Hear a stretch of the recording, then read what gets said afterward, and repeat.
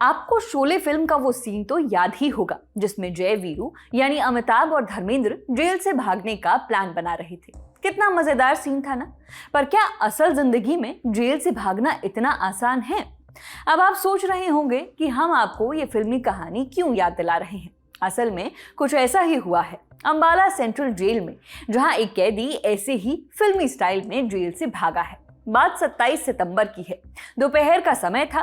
सारे कैदी जेल के कारखाने से काम करने के बाद वापस लौट रहे थे।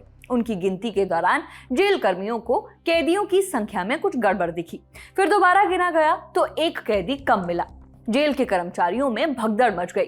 मचे भी क्यों ना, पिछले 45 दिनों में ये इसी जेल का दूसरा मामला था जब कोई कैदी भाग गया हो। कैदी की पहचान अजय कुमार निवासी खजूरी बाड़ी तहरागच्छ थाना किशनगंज बिहार के तौर पर हुई है।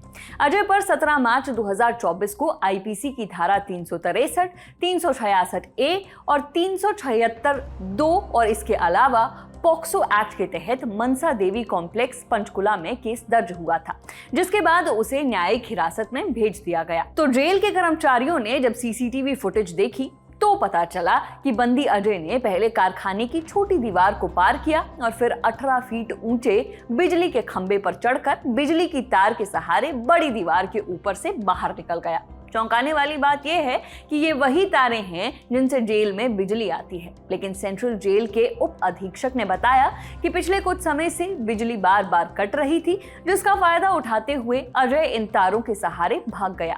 अब पुलिस ने आरोपों के खिलाफ विभिन्न धाराओं में केस दर्ज करके जांच शुरू कर दी है। जैसा हमने पहले भी बताया कि पिछले 45 दिनों में अंबाला सेंट्रल जेल से भागने का यह दूसरा मामला है। इससे पहले भी 12 अगस्त 2025 को सुखबीर कालिया नामक एक कैदी भाग गया था, जिसके बारे में जेल कर्मियों को सूचना ही अगले दिन यानी 13 अगस्त 2025 को शाम की गिनती के दौरान मिली थी। इस घटना के बाद 2 जेल कर्मियों को सस्पेंड भी किया गया था और डीएसपी का तबादला भी कर दिया गया था।